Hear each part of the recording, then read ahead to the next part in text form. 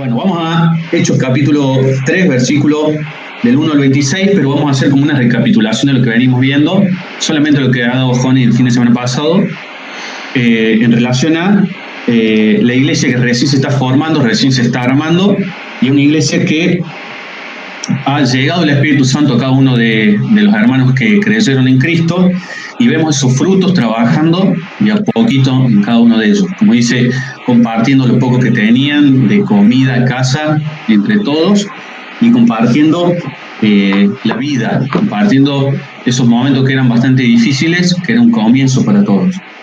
Y llegamos al capítulo 3, que lo vamos a leer desde el versículo 1. Mi versión dice: Pedro sana a un mendigo inválido.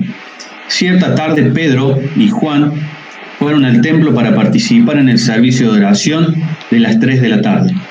Mientras se acercaban al templo, llevaban cargando a un hombre cojo de nacimiento. Todos los días lo ponían junto a una puerta del templo, la que se llamaba Hermosa, para que pidiera limosna a la gente que entraba. Cuando el hombre vio que Pedro y Juan estaban por entrar, les pidió dinero. Pedro y Juan lo miraron fijamente y Pedro le dijo: míranos. El hombre lisiado los miró ansiosamente y esperando recibir un poco de dinero, pero Pedro le dijo: yo no tengo plata ni oro para ti, pero te daré lo que tengo. En el nombre de Jesucristo de Nazaret, levántate y camina. Entonces Pedro tomó al hombre lisiado de la mano derecha y lo ayudó a levantarse. Mientras lo hacía, al instante los pies y los tobillos del hombre fueron sanados y fortalecidos. Se levantó de un salto, se puso de pie y comenzó a caminar. Luego entró en el templo con ellos, caminando, saltando y alabando a Dios. Toda la gente lo vio caminar y lo oyó adorar a Dios. Cuando se dieron cuenta de que él era un mendigo cojo que muchas veces había visto junto a la puerta hermosa, quedaron totalmente sorprendidos. Llenos de asombro, salieron todos corriendo hacia el pórtico de Salomón, donde estaba el hombre sujetando fuertemente a Pedro y a Juan. Vamos a leer todo el capítulo 3, pero vamos a detenernos un segundo en esto. Pedro y Juan estaban saliendo ya a predicar el Evangelio, estaban saliendo a hablar acerca del Señor Jesús, y vemos a Pedro y a Juan yendo a las 3 de la tarde, que era la hora de la oración, donde había mucha gente, por eso se acercaban a esa hora para poder hablar y poder dar testimonio del Señor Jesús, y encuentran a este hombre que era cojo de nacimiento, tenía un problema de nacimiento que no podía caminar. Y esta persona vemos que estaba sentada, postrada, al lado de la puerta. Una persona que esperaba y vivía de la bondad de la gente, o de lo que la gente le podía dar. Era una persona que vivía del favor de los demás, y era lo único que esperaba y daba, y vivía de esa forma. Por eso su vida se basaba en el día a día, en lo que podía vivir en el momento y en lo que necesitaba.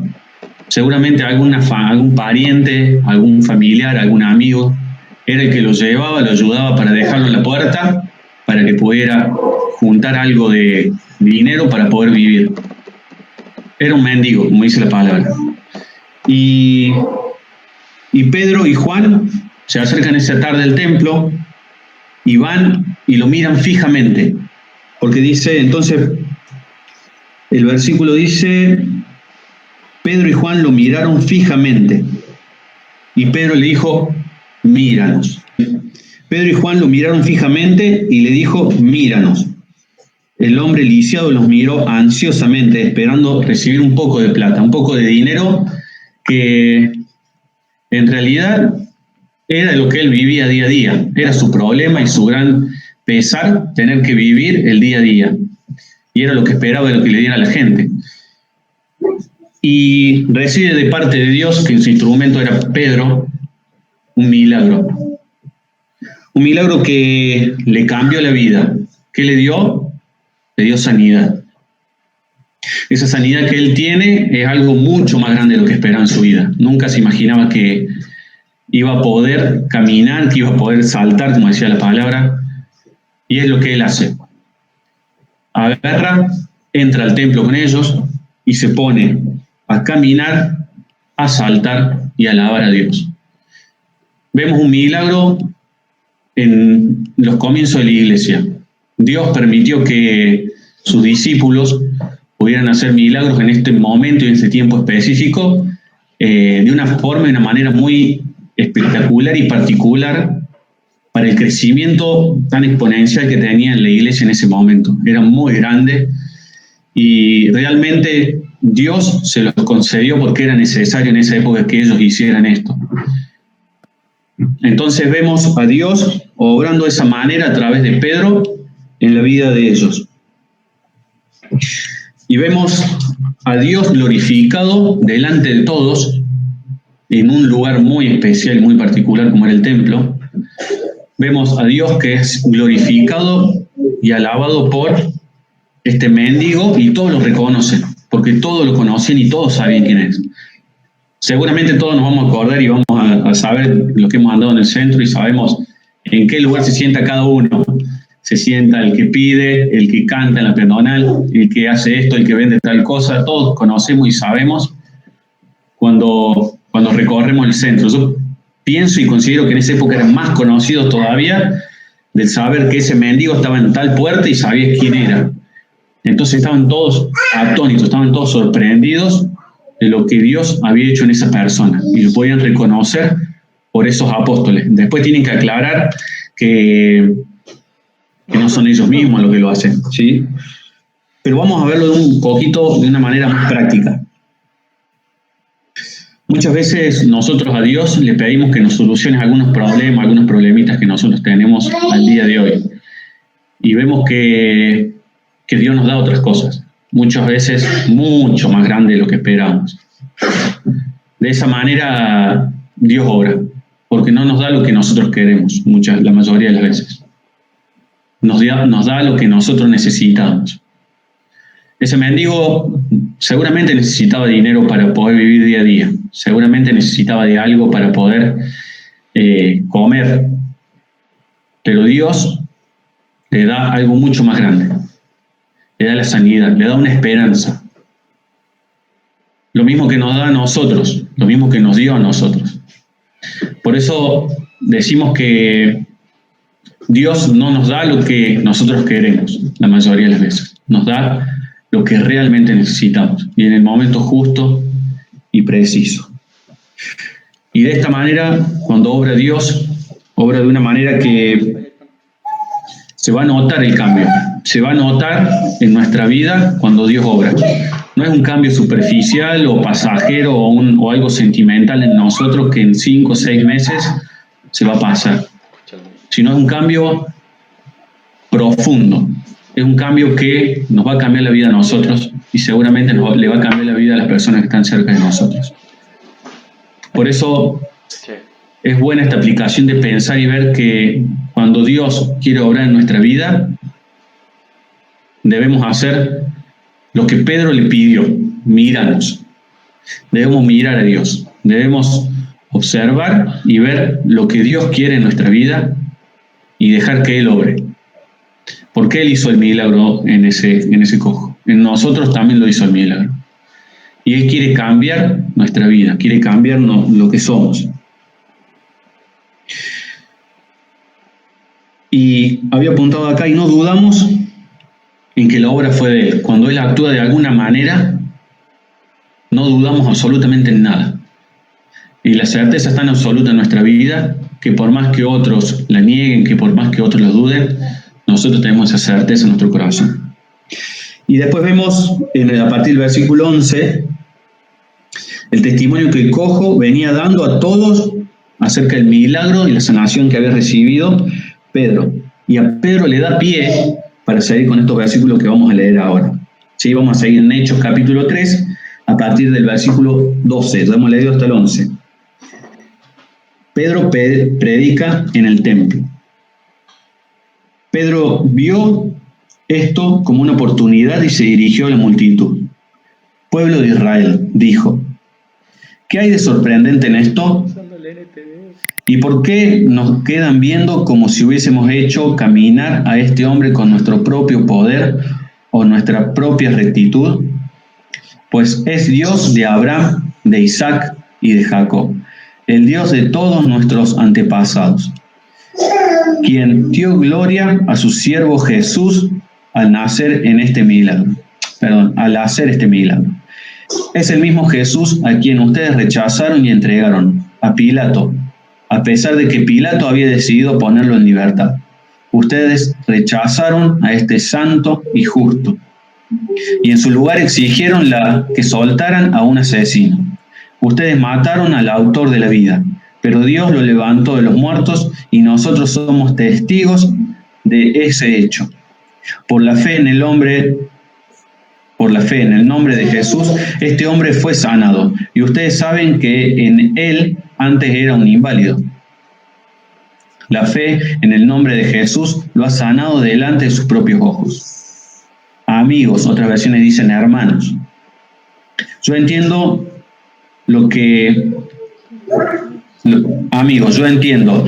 ustedes y líderes le hicieron a Jesús fue hecho en ignorancia, pero Dios estaba cumpliendo lo que los profetas dijeron acerca del Mesías, que él tenía que sufrir estas cosas. Y ahora, pues, arrepiéntanse de sus pecados y vuelvan a Dios para que sus pecados sean borrados. Entonces la presencia del Señor vendrá en tiempos de refrigerio y Él les enviará nuevamente a Jesús, el Mesías designado para ustedes. Pues Él debe permanecer en el cielo hasta el tiempo de la restauración final de todas las cosas, así como Dios prometió desde hace mucho mediante los santos profetas. El 22 dice, Moisés dijo, el Señor, Dios de ustedes, les levantará un profeta como yo de entre su propio pueblo. Escuchen con atención todo lo que Él les diga. Moisés les dijo, cualquiera que no escuche a ese profeta será totalmente excluido del pueblo de Dios. Comenzando con Samuel, cada profeta habló acerca de lo que sucede hoy en día.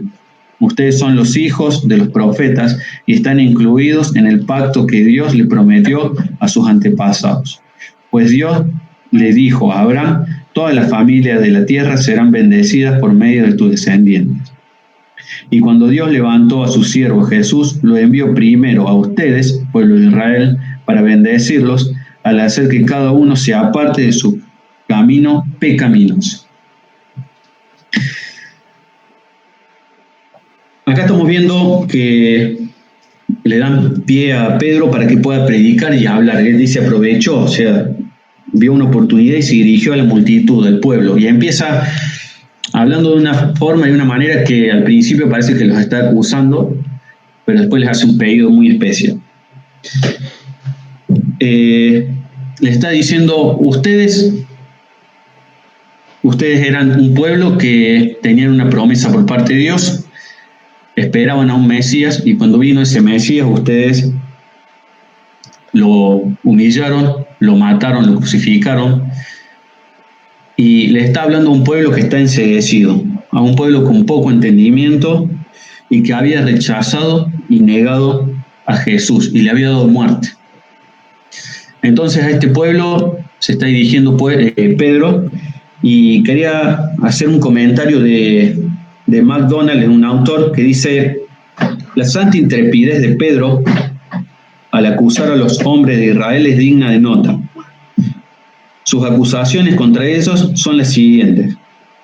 Ellos entregaron a Jesús, lo negaron delante de Pilato cuando éste había resuelto ponerle en libertad, negaron al santo y el justo y pidieron que se les concediera de gracia a un homicida, que era Barrabás, y mataron al autor, al príncipe de la vida. Dios le dio, en cambio, lo ha resucitado de los muertos, Él ha glorificado a su siervo, como dice en el versículo 13, otras versiones dicen hijo, Él ha glorificado a su siervo Jesús.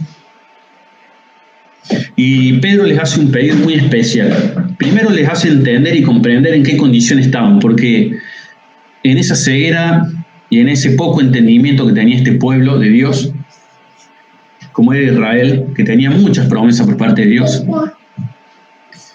era un pueblo que lo negó, que lo entregó a muerte, como leímos recién, que pidieron a un asesino, a un delincuente, en lugar de que le dieran libertad a Jesús. Por eso le dije, sus líderes y ustedes, no le saca la culpabilidad al pueblo tampoco, pero les hace entender, no es que los está acusando, sino le está dando a entender en qué condiciones están y quiénes eran ellos delante de Dios. Por eso le dice, ustedes que tuvieron la oportunidad, que esperaban al Mesías supuestamente, cuando lo tuvieron, hicieron todo esto. Pero le dice en otro versículo,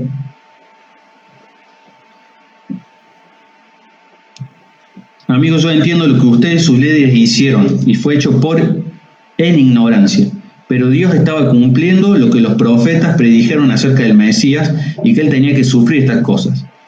Ahora, pues, arrepiéntanse de sus pecados y vuelvan a Dios para que sus pecados sean borrados. Yo considero este versículo como el principal, porque habla de la obra de Dios a través de sus siervos, a través de Pedro y de Juan, habla de la misericordia de Dios. Porque a pesar de que ese pueblo había sido el que había estado presente en esa época, en ese momento, habían tenido el mismo Jesús haciendo milagros, haciendo curaciones, sanaciones, alimentando, dándole la palabra, ellos le dieron la espalda, le negaron, lo acusaron, lo rechazaron y lo llevaron hasta el madero. Esto es lo que Pedro intenta decirles, que se dieran cuenta quiénes eran ellos. Recordemos que en el conocimiento corriente y común de la gente en esa época, esperaban a un Mesías, a un poderoso que los iba a libertar de los romanos. Muchos esperaban a un libertador militar, a una persona poderosa. No esperaban a un libertador o un liberador de almas. Entonces vemos a Jesús, que es humillado hasta la muerte y muerte de cruz, pero les dice, no es que ustedes son tan poderosos que pudieron matar a Jesús con todo el poder que tenía. Les dice en el versículo 19, el 18, pero Dios estaba cumpliendo lo que los profetas predijeron acerca del Mesías, que él tenía que sufrir estas cosas. O sea, Dios estaba cumpliendo todo un plan que era perfecto, paso a paso, para que hoy pudiéramos disfrutar de una salvación.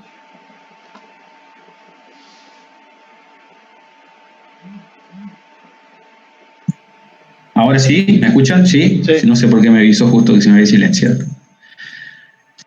Entonces, vemos que Pedro les hace notar sus acciones y a quién habían colgado en ese madero.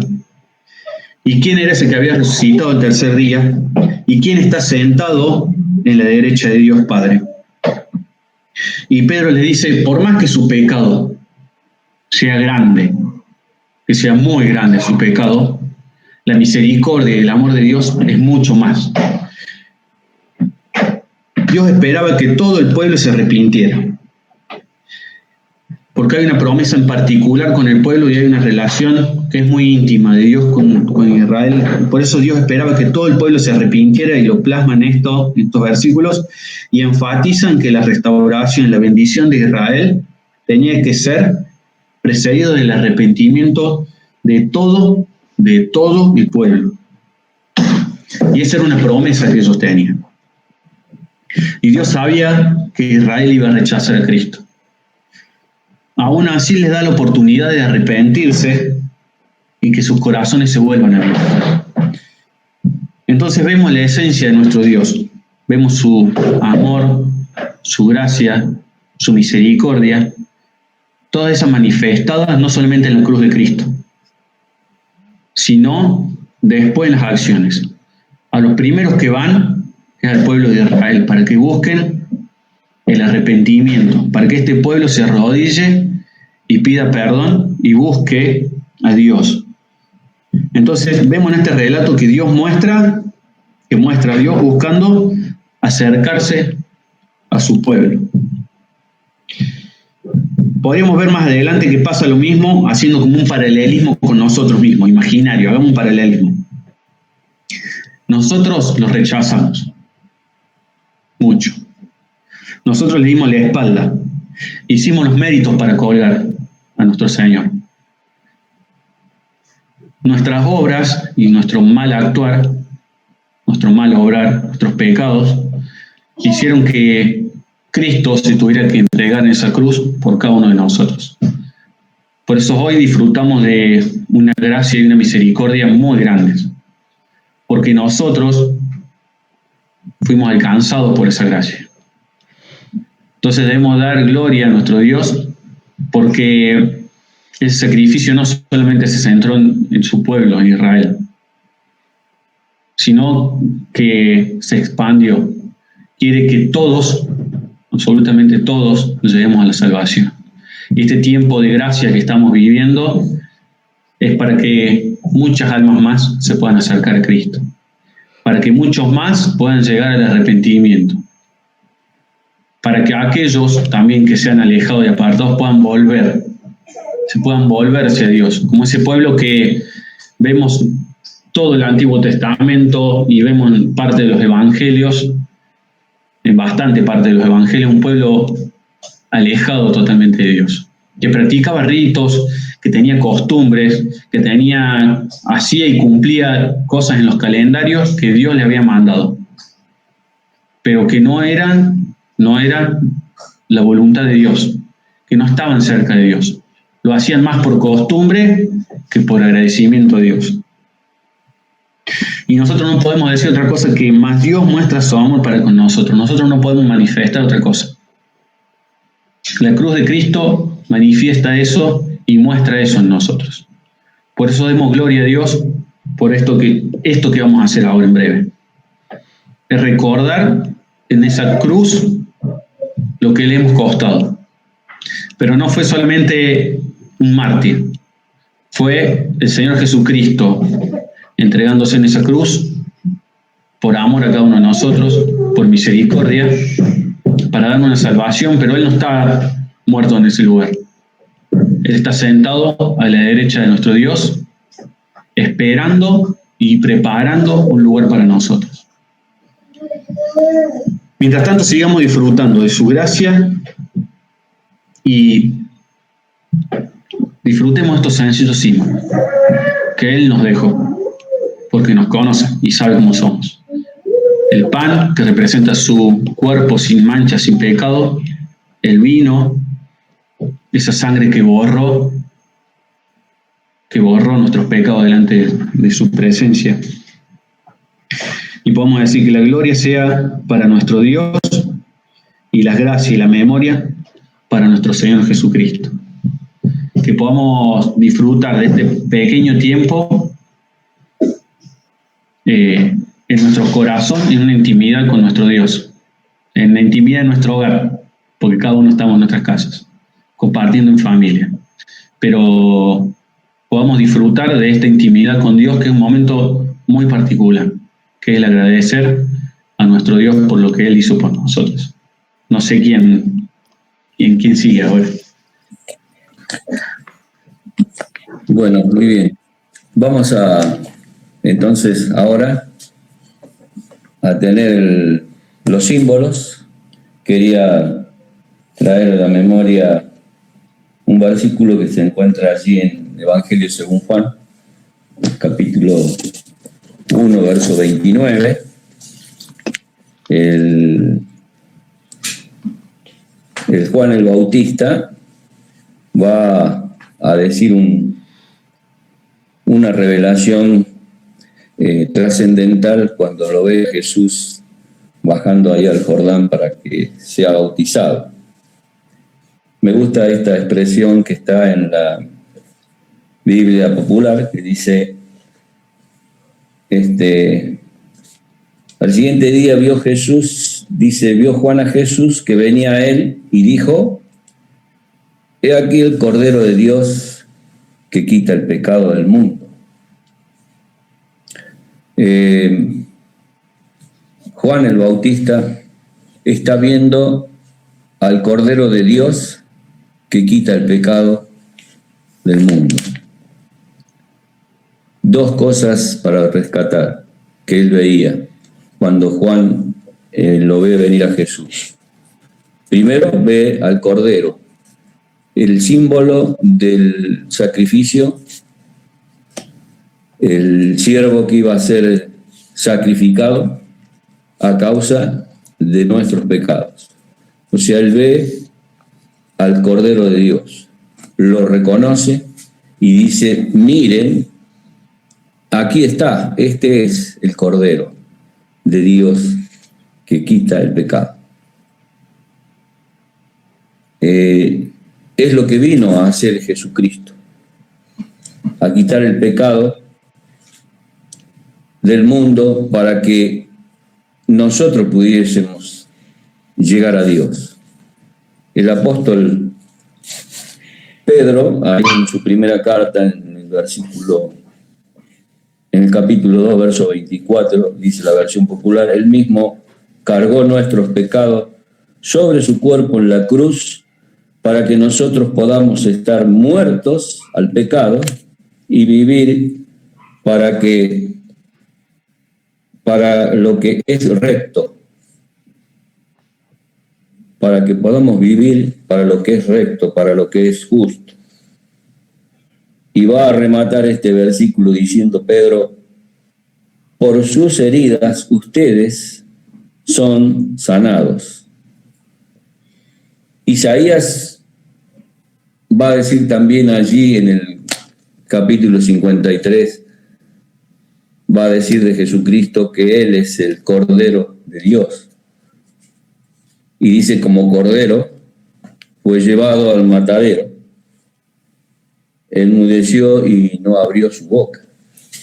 Y después iba a decir también, lo mismo que dice Pedro, que por su llaga nosotros hemos sido sanados, hemos sido curados del daño que hace el pecado en nuestra vida y que nos aleja de Dios y que no nos permite tener comunión con Él.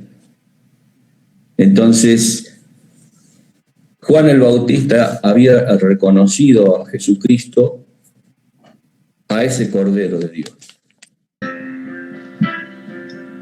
Es una canción viejita, pero que viene hablando de este pueblo que Dios formó y que hoy le viene a entregar su alabanza y su adoración. Este pueblo que has formado hoy viene a entregar ofrendas de sus labios puestas en su altar.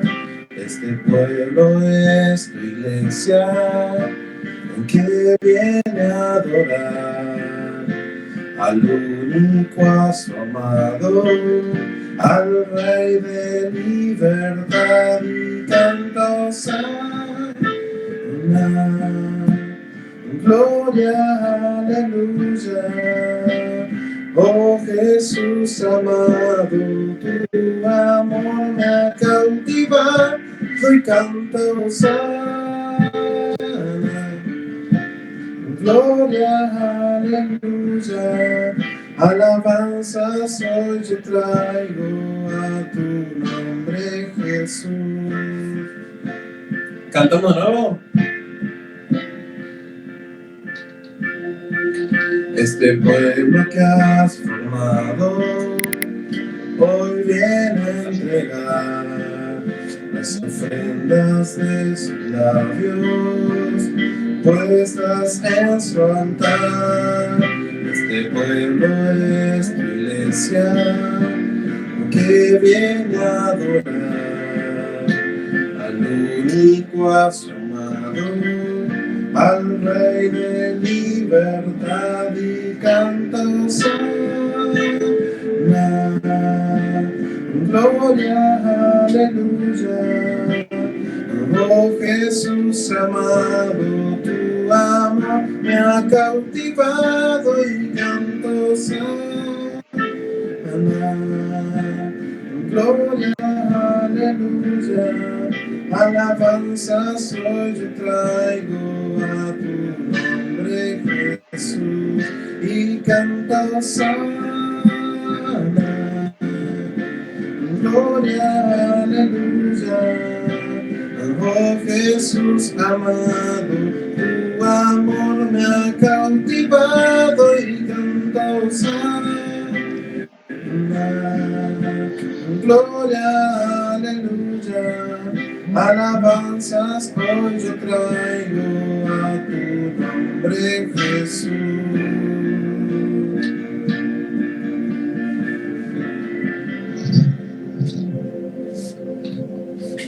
Amén.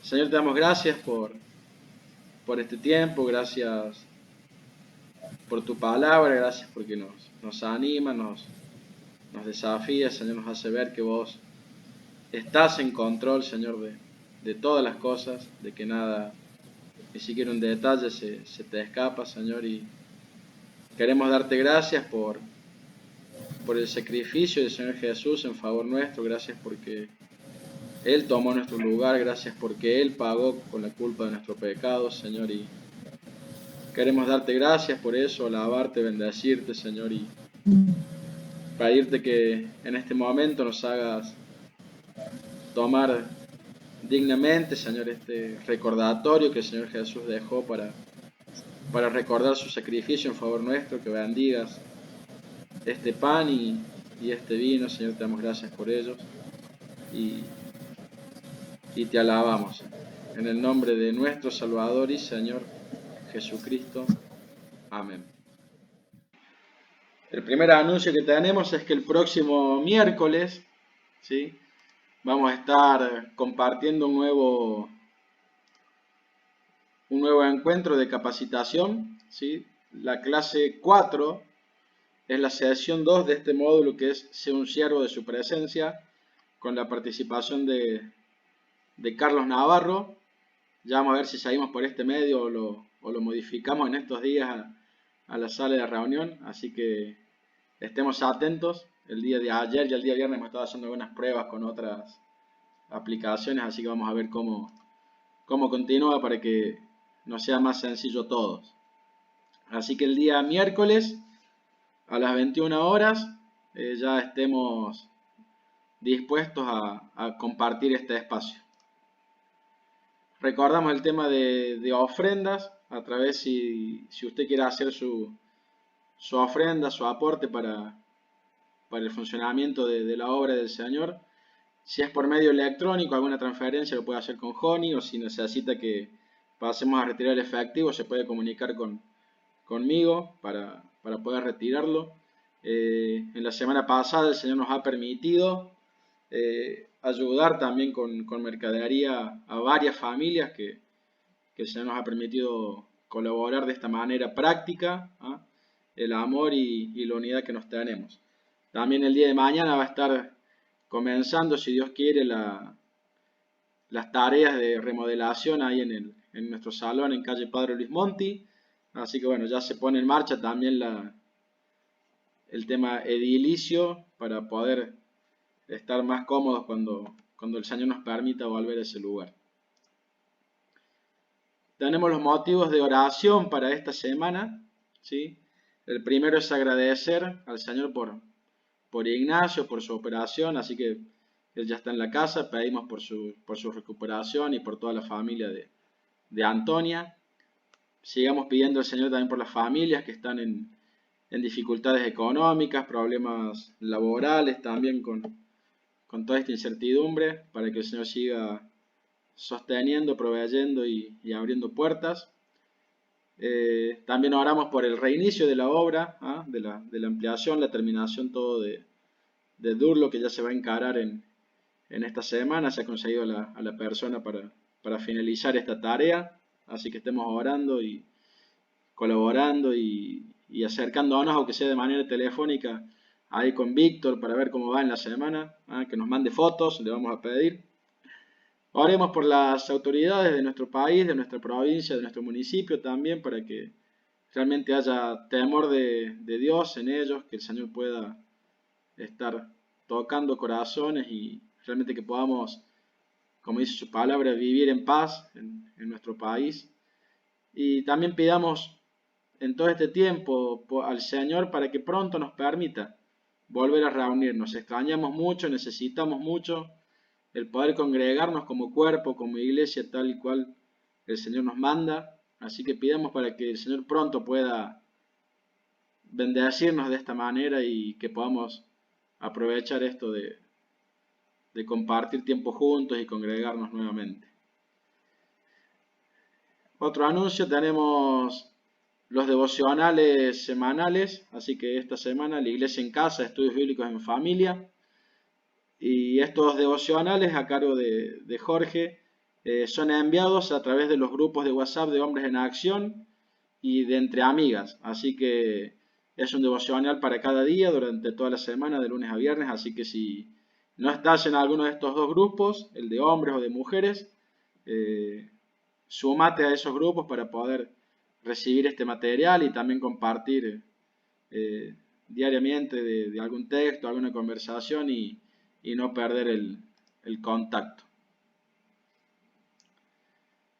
A partir de mañana van a estar recibiendo justamente en estos devocionales el Salmo 9, ¿sí? El desarrollo de este Salmo 9, y el versículo 1 dice: Te alabaré, oh Jehová, con todo mi corazón, contaré todas tus maravillas. Este es el versículo que nos va a estar acompañando en esta semana.